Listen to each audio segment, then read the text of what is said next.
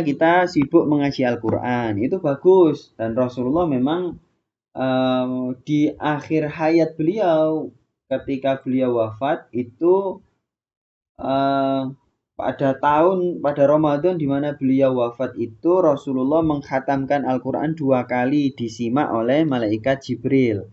Tapi bukan berarti kita hanya mengaji Al-Quran di bulan Ramadan, bahkan mengaji hadis juga, mengaji sirah nabawiyah juga. Ya, banyak ulama itu kalau di bulan Ramadan selain mengkhatamkan Al-Quran juga mengkhatamkan kitab Asy-Syifa. Ustazah Humairah pasti tahu lah kitab Asy-Syifa. Di sini masih ada ya? Ya, masih ada. Ya, betul ya, ini Ustazah Humairah ya? Iya, Ukhti Ola ya? Humairah Piko itu Ustazah Humairah ya?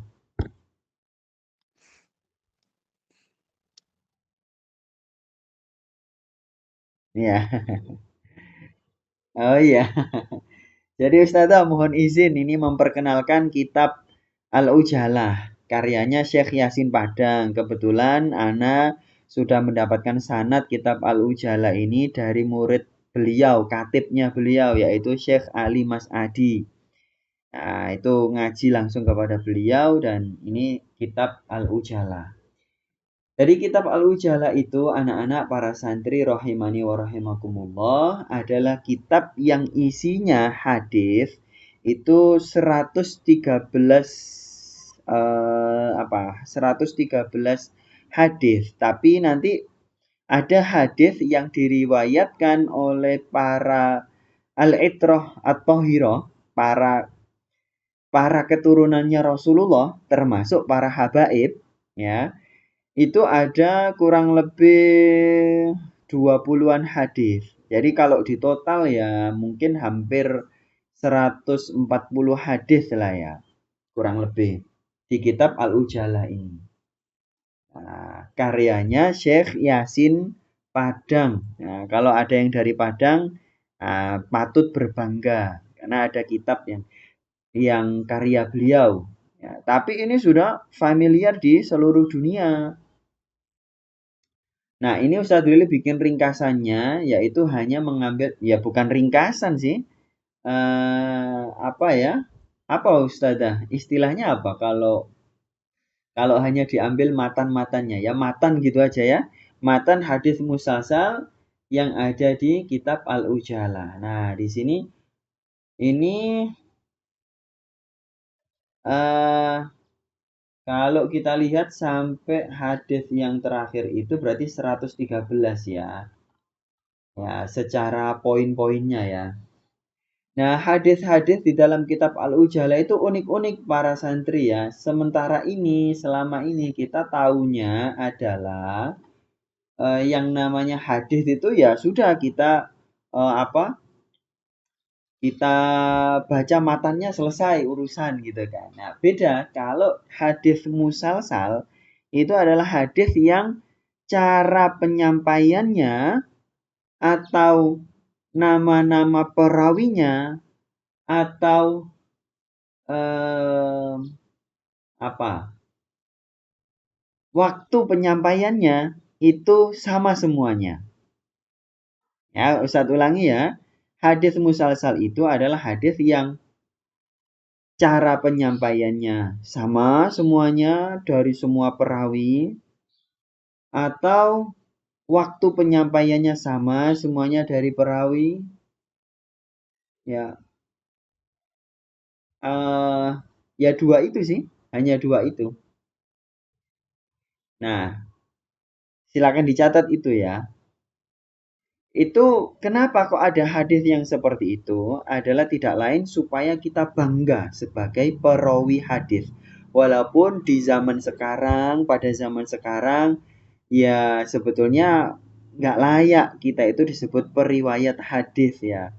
Meskipun dari Syekh Ali Mas'adi yang Ustadz belajar kepada beliau itu ya nggak apa-apa kita memasukkan diri sebagai periwayat hadis itu nggak apa-apa gitu ya.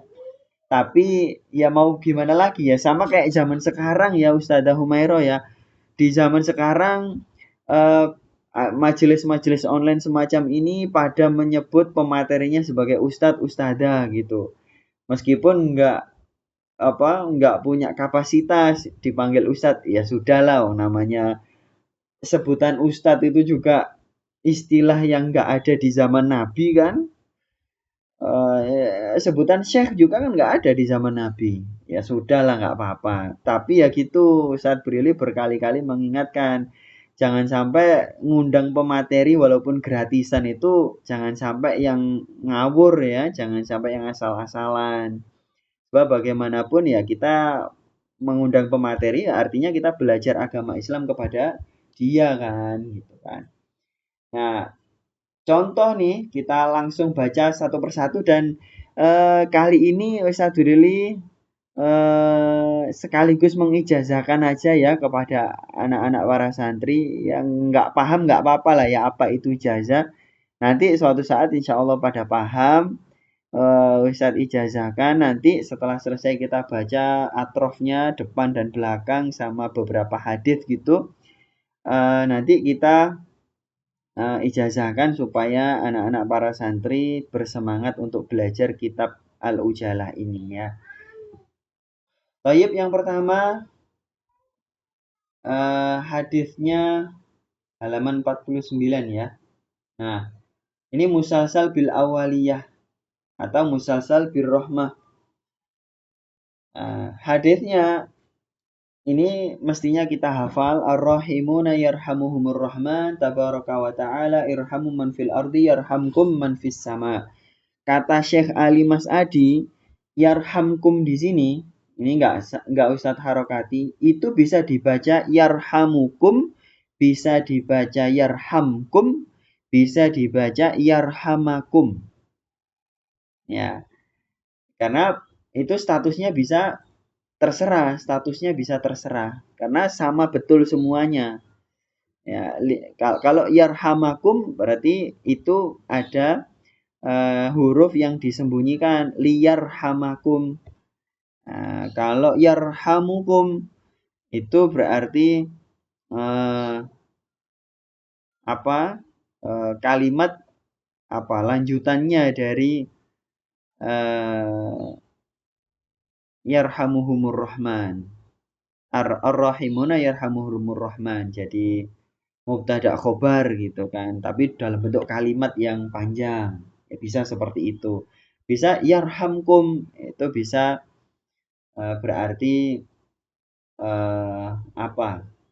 akibat ya, jumlah syartiyah nanti jadinya itu ya. Tapi nggak masalah, yang penting anak-anak di sini pada tahu bahwa hadis ini adalah kita diperintah untuk menyayangi apa saja dari makhluknya Allah, baik itu yang bisa dilihat atau tidak, dan bentuk menyayanginya itu bebas ya, terserah kita. Bentuk menyayangi itu terserah kita. Yang penting yang dilihat adalah niat kita. Ya, makanya hadis niat itu sangat penting. Nanti jatuhnya ya di sini juga.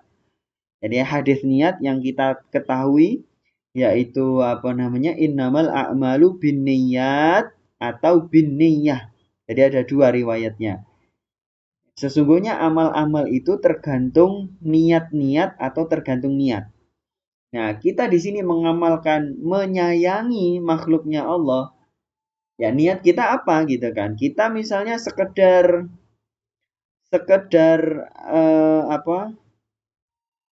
ya nanti aja lah ketika kita lebaran ya. Ini Ustazah Humaira pasti sudah merasakan ya. Kalau kita lebaran sebagai seorang yang sudah dewasa gitu ya. Kalau kita sekedar kepada orang tua atau kepada adik-adik kita, kepada siapapun keluarga kita ya. Kita sekedar mengucapkan mohon maaf lahir dan batin, itu walaupun kita tulus ya, kita niat betul-betul, tapi kalau kita nggak ngasih uang, itu kita kurang kurang berwibawa di hadapan orang lain gitu. Walaupun sebetulnya kan cukup dengan saling bermaaf-maafan kan kalau lebaran gitu. Ya. Nah, makanya niat itu penting di situ. Ya, dan yang menilai niat kan Allah. Soal dinilai sama orang-orang gitu ya. Ini ustazah kok nggak ngasih uang sih gitu ya. Ini ustadz kok nggak ngasih uang kalau lebaran cuman minta maaf doang gitu. Nggak mutu jadi ustadz gitu kan ya, Ustazah Humaira ya. Nggak mutu jadi ustadz. Ya, makanya jadi ustadz itu susah loh anak-anak ya. Jadi ustadz itu berat. Ya, nanti sudah pinter ilmu agama, kalau nggak ngasih uang, malah minta uang, ya digibahin kan, ya, digibahin. Nanti sudah jadi ustadzah, pinter ilmu agamanya, sudah ngasih uang, kok baca Al-Qur'annya nggak seindah yang diharapkan, nggak sesuai ekspektasi, di apa? Digunjing lagi. Ya, nanti sudah bacaan Al-Qur'annya enak, ilmunya banyak, sudah ngasih uang. Kok punya anak, punya istri kok nggak soleh soleha, digunjing lagi. Terus apa lagi ya? Pokoknya jadi ustadz ustadzah itu nggak ada benernya. Ya beneran, nggak ada benernya. Serba salah, betul ustadzah. Serba salah. Nanti jadi apa? Jadi ustadz ustadzah followernya dikit, ya disalahin juga. Jadi ustadz ustadzah kayak sekarang yang hadir cuman 10 orang. Ini ustadz kok nggak terkenal sih? Kayaknya ilmunya nggak bermutu deh. Salah lagi, ya kan? Karena yang diharapkan oleh umat itu adalah ustadz yang sempurna. Ya, followernya banyak, duitnya banyak, ganteng kayak kok Denny Slim, ya kan? Denny Slim itu loh yang ganteng itu kan. Ya berharapnya kan begitu kan, Ustadz Ustadz semuanya itu seganteng itu gitu kan. Ustadz Brili ini apa nggak ganteng gitu. Nanti terus duitnya banyak, HP-nya itu iPhone-nya ada 6 kayak Ustadzah siapa itu? Siapa yang ditinggal di Turki itu loh? Siapa? Eh, siapa sih Ustadzah yang tinggal di Turki? Eh, siapa? Pada nggak tahu? Ustadzah Oki Setiana Dewi itu iPhone-nya kan ada 6 itu. Ya kan? Pengennya ada ustadz, pokoknya sesempurna itulah. Nanti bacaan Qur'annya bagus, pinter ngimamin, terus kalau ceramah bisa bikin ketawa, ya. Kalau nggak seperti itu, sudah ustadz nggak bermutu. Nanti begitu sudah lengkap semuanya, bisa bikin ketawa, bisa udah ganteng, duitnya banyak, sudah rajin sodako, keluarganya harmonis, itu nanti mesti dicari lagi kekurangannya apa? Yaitu kalau diminta ceramah, nggak minta bayaran. Nah, itu lagi itu. Pokoknya nggak ada sempurnanya lah jadi ustadz itu ya. Nah, tapi ya kita sebagai ustadz ustadzah itu ya sudah santai aja. Mau di nggak ada jamaah juga nggak apa-apa. Nggak dibayar juga nggak apa-apa.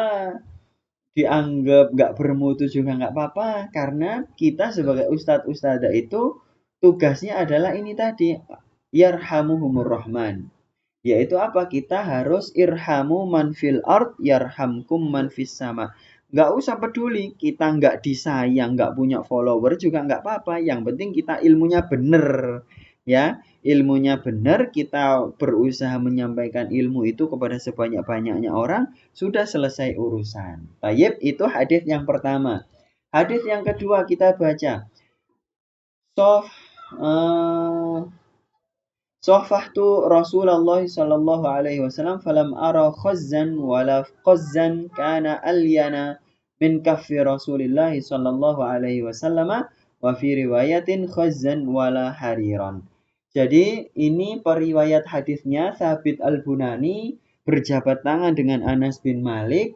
Anas bin Malik berjabat tangan dengan Rasulullah terus berkomentar, saya nggak pernah menyentuh tangan yang lebih lembut daripada Qaz dan qaz. Nah, ini nggak ada keterangan ya. Ini adalah jenis kain lah di zaman Nabi, jenis kain yang lembut sekali.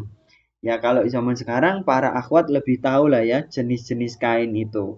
Kalau kita sebagai laki-laki nggak ngerti ada kain yang apa kalau di marketplace itu kan ada jenisnya banyak gitu ya. Ada cotton, ada sutra, ada linen, ada apalah nggak tahu istilah-istilah itu. Ya. Nah, itu Rasulullah tangannya itu paling lembut daripada semua kain. Nah, padahal Rasulullah juga bercocok tanam, Rasulullah juga merawat kuda, merawat unta, ya kan? Nah, itu harusnya ya itu tidak lain adalah karunia Allah gitu kan. Nah, tapi dari sini anak-anak para santri ketika kita membaca hadis musalsal yang ini biasanya kemudian kita sama guru itu dilanjutkan dengan berjabat tangan dan bermusyabakah seperti ini dengan tangan guru itu ya. Musyabakah dan musofahah seperti ini. Nanti kalau yang wanita dengan wanita, laki-laki dengan laki-laki. Nah, itu kemudian guru kita membacakan hadis man sofaha man sofahani au sofaha man sofahani dakhalal jannah. Kalau begini man syabakani wa syabaka man syabakani dakhalal jannah.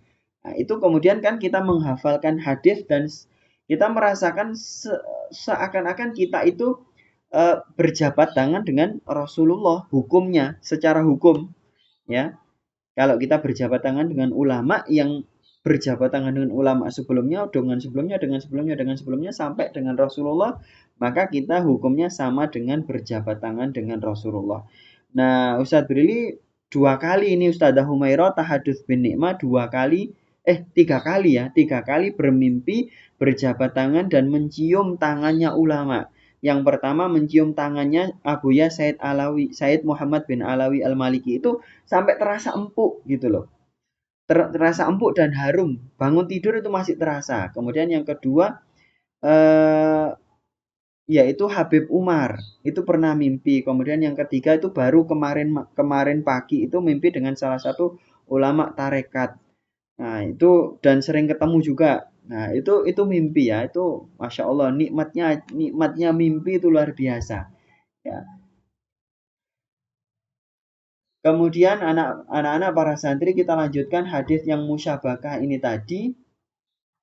Nah, hadis musyabakah itu berbeda ya dengan hadis yang dibacakan oleh guru kita Syekh Ali Mas'adid.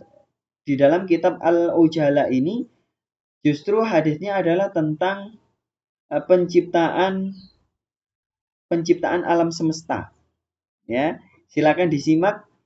Syabaka biyadi Abul Qasim sallallahu alaihi wasallam wa qala khalaqallahu al-arda yawm as-sabti wal jibala yawm al-ahadi wasyajara yaumal yaumal itsnaini wal makruha yaumal thulatha wan nura yaumal arbi'a atau arba'a wad dawaba yaumal khamisa kemudian yaumal khamisi wa adama yaumal jumu'ati. Nah, jadi ini penciptaan ini alam semesta ya, silakan dicermati sendiri. Ya, atau di screenshot juga silakan atau mau beli kitab ini juga silakan. Nah, kalau kitab versi Arabnya gratis ya, cari aja di Google ada kok. Al-Ujala fil Ahaditsil Musalsalah itu eh, di archive di websitenya archive. Kemudian kita lanjutkan nanti kita sampai pukul 14.50 ya. Untuk penyampaian materinya ya Ukti Ola ya. Ukti Ola masih lupa lagi ya. Ustadz Frili sudah ngingetin kan kalau jadi moderator harus langsung diatur waktunya juga dan boleh mengomentari, boleh memotong juga itu boleh ya. Beda dengan pembawa acara, beda ya. Ukti Ola ya, nanti pukul 14.50. Nanti juga jangan lupa dikasih kesimpulan. Terserah Ukti Ola. Gak apa-apa, moderator itu bebas. Ngomong apa bebas. Ya, Ukti Ola ya nanti dikasih kesimpulan ya. Terserah mau satu kalimat, dua kalimat. Gak ada yang menyalahkan.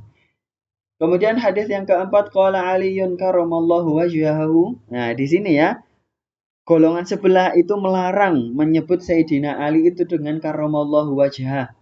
Nah, ini Syekh Yasin Al-Fadani make karamallahu wajhah. Qala Aliyun karramallahu wajhahu adhafani Rasulullah sallallahu alaihi wasallam 'ala al-aswadaini at-tamra wal ma'a atau at-tamri wal ma'i juga bisa sih.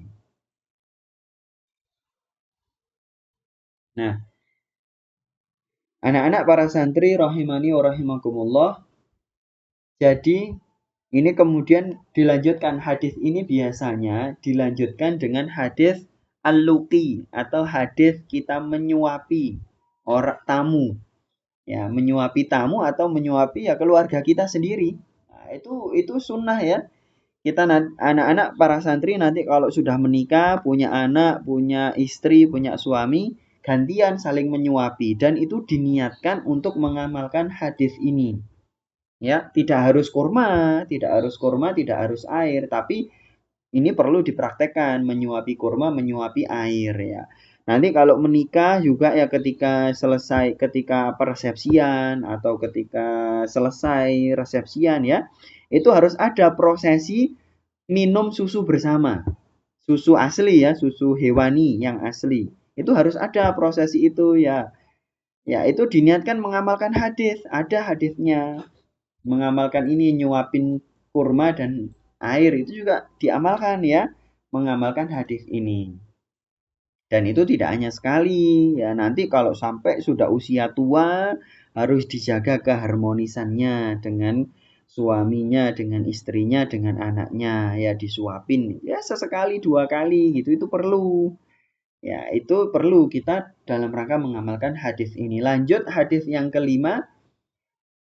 Nanti anak-anak para santri Ustadz Brili juga bikin ijazahan kitab ini, kitabnya yang lengkap ya. Kalau ini kan sudah ringkasannya. Nah, tapi ya kita sekarang ini untuk ngambil ilmunya saja sih, ngambil ilmu dari hadis saja. Kalau nanti praktek eh, apa membaca kitab Al-Ujala ini kan baca sak sanatnya, tapi yo capek loh membaca sanat itu capek. Membaca sanad itu capek ya. Apalagi kalau kita masih fokus belajar apa? Belajar matannya hadis dulu. Uh, uh, Aliyun qala, ini sudah Ustaz singkat ya. Aliyun qala asyhadu billahi wa asyhadu lillahi laqad hadatsani Rasulullah sallallahu alaihi wasallam qala asyhadu billahi wa asyhadu lillahi laqad hadatsani Jibrilu alaihi salamu qala ya Muhammadu inna mudminal khamri ka'abidi wasanin. Ya. Jadi tadi kan Ustadz bilang di awal hadis musalsal itu adalah hadis yang cara penyampaiannya atau nama-nama perawinya atau situasi penyampaiannya itu sama semuanya. Nah, nanti anak-anak kalau membaca hadis ini juga begitu, diawali dengan asyhadu billahi wa asyhadu lillahi. Apa namanya akhbaroni kalau Ustadz Brili ya akhbaroni Syekh Ali Mas'adi kemudian ani Syekh Yasin Al-Fadani ani Syekh siapa Umar Hamdan atau yang lainnya guru-gurunya begitu.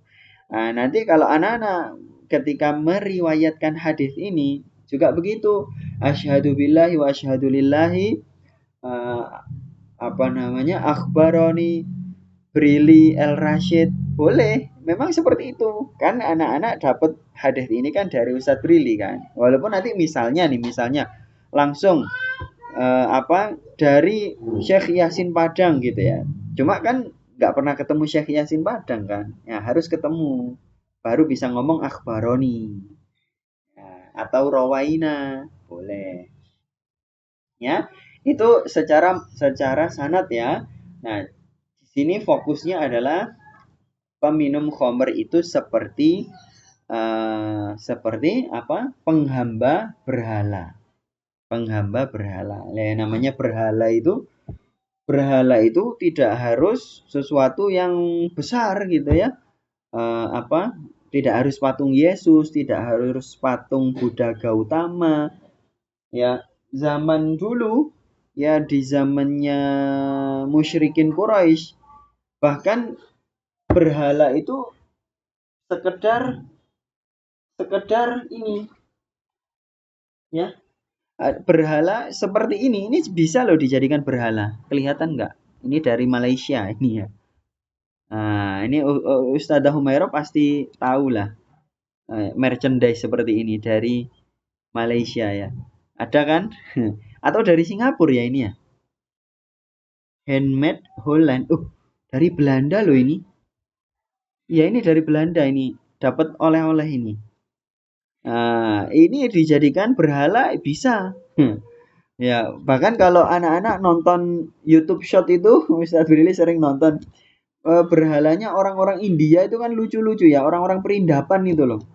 Ada sepeda motor disembah, ada apa? Ada anak kecil disembah, dijadikan Tuhan gitu.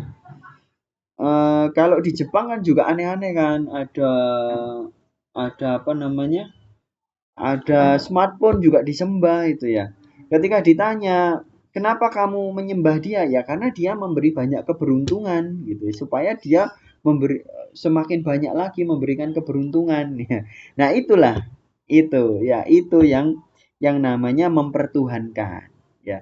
Kalau kita apa namanya meminta tolong kepada Nabi Muhammad, ini kan masih rame kan di media sosial kan, soal meminta tolong kepada Nabi Muhammad. Apakah itu berarti kita menyembah Nabi Muhammad? Oh, tentu saja tidak. Sama kayak sekarang Ustadz Brili minta tolong, Ukti Aulia, Ukti Ola, tolong begini, tolong begitu, bantu saya, bantu begini dan begitu. Apa masalahnya? Meskipun kita nggak pernah ketemu, nggak masalah, ya kan? Soal orang yang kita minta tolong memberi bantuan atau enggak, ya itu urusan lain gitu kan. Yang menjadi masalah adalah manakala kita meyakini bahwa Nabi Muhammad itu bisa menolong tanpa izin Allah, bahwa Nabi Muhammad itu bisa menolong melakukan hal-hal yang di luar kemampuan manusiawi. Nah, ya itu namanya mempertuhankan Nabi Muhammad. Ya, itu nggak boleh, gitu ya. Baik, lanjut ya. Kita, sudah waktunya sudah habis ya. Kita tutup dengan hadis yang terakhir saja ya. Hadis yang terakhir saja sebelum kita akhiri. Ustazah Sarah Maulani, kita tutup dengan hadis yang terakhir. Kadzalika qala haddath qala haddatsana qala haddatsatna Aisyatu falamma faragat minal qiraati qala haddatsatna Aisyatu falamma faragat minal qiraati da'at lana wa khatimatil majlisa bidu'ai wa qalat kana Rasulullah sallallahu alaihi wasallam idza faragha min hadithihi wa arada an yaquma min majlisihi yaqulu Allahumma ighfir lana ma akhtana wa ma ta'ammadna wa ma asrarna wa ma a'lanna wa ma anta alamu bihi minna antal muqaddim wa antal muakhiru la ilaha illa anta. Nah, ini adalah anak-anak mesti dihafalkan dan setiap mengakhiri majelis diakhiri dengan doa ini ya. Mufti Ola biasanya kalau sama Ustadz Brili kan kalau mengakhiri majelis biasanya dengan Sayyidul Istighfar. Ya sudah bagus, sama kok konteksnya dengan ini. Nah, ini tinggal kita amalkan. Mulai nanti kita tutup dengan doa ini. Allahumma ghfir lana ma akhtana wa ma ta'ammadna wa ma asrarna wa ma a'lanna wa ma anta a'lamu bihi minna antal muqaddim wa antal muakhir la ilaha illa anta. Ini kalau di riwayat yang lainnya itu kan beda ya. Kalau di riwayatnya Abu Darda atau Abu Bakar gitu loh. Itu Allahumma ghfir lana dzunubana eh eh, bagaimana itu? Itu yang dibaca ketika sebelum salam itu. Allahumma ighfir lana dzunubana wa ma lupa ya. Padahal biasanya baca itu. Allahumma ighfir lana dzunuban. Allahumma ighfir lana wa ma ighfir lana dzunubana israfana. Oh, mirip sih pokoknya lupa ya, lupa. Miripnya itu di sini, miripnya di wama anta a'lamu bi minna antal muqaddimu antal muakhiru la ilaha illa anta, sama itu. Firlana dzunubana. Udah lupa. Gak ingat sama sekali ya. Tayyib, itu sudah kita tutup dengan hadis yang terakhir. Tepat di sini sudah azan asar. Kita lanjutkan dengan sesi berikutnya. Silahkan Ukhti Ola. Sebelum kita tutup sesi penyampaian materi, Ustadz Brili ijazahkan kepada seluruh santri di sini, barangkali mau menerima ijazah kitab ini dari Ustadz Brili, silakan diriwayatkan, silakan dibaca sampai akhir, silakan diamalkan, silakan diajarkan, tapi ya idealnya memang dikoreksikan. Idealnya itu dibaca di hadapan guru baru mengajar ya. Tapi di sini Ustadz ijazahkan untuk membaca kitab ini dan semoga anak-anak semuanya bisa membaca kitab Al-Ujala ini dan kemudian mengamalkannya. Amin ya rabbal alamin. Kalau memang dirasa ijazah dari Ustadz Brili itu nggak bener atau kurang suka ya, nggak apa-apa, silahkan cari guru yang lainnya yang punya sanad yang lebih bagus, itu bagus sekali ya, cari guru yang lainnya. Biasa ya Ustazah Humairo ya, sentimen dengan guru itu ada loh anak-anak ya, nggak begini misalnya Ukhti Ola ya, lama belajar kepada Ustazah Humairo kan, sudah bertahun-tahun gitu ya. Kemudian suatu saat ada tersinggung dengan Ustazah Humairo gitu ya. Terus merasa, Ustazah Humairo itu bukan guru saya lagi. Saya nggak cocok dengan beliau. Beliau itu nggak patut sebagai guru, misalnya seperti itu ya. Terus cari guru yang lainnya, nggak apa-apa itu, nggak apa-apa, ya, nggak apa-apa. Kalau ternyata gurunya merasa tersinggung juga gitu, ya nggak apa-apa juga. Itu lumrah, itu manusiawi, ada hadirnya kok, itu manusiawi ya, itu manusiawi, yang penting terus belajar agama. Soal nanti kemudian begini ya, kan ada kalau di kalangan toriko atau di kalangan habaib kemudian ya di kalangan semua ulama sih ya, bahwa kalau sudah berguru kepada siapa ya jangan mengingkari kalau pernah belajar ke guru tersebut, ya itu secara adab begitu ya. Tapi pada prakteknya banyak kok guru-guru kita yang yang ada sentimen dengan gurunya, terus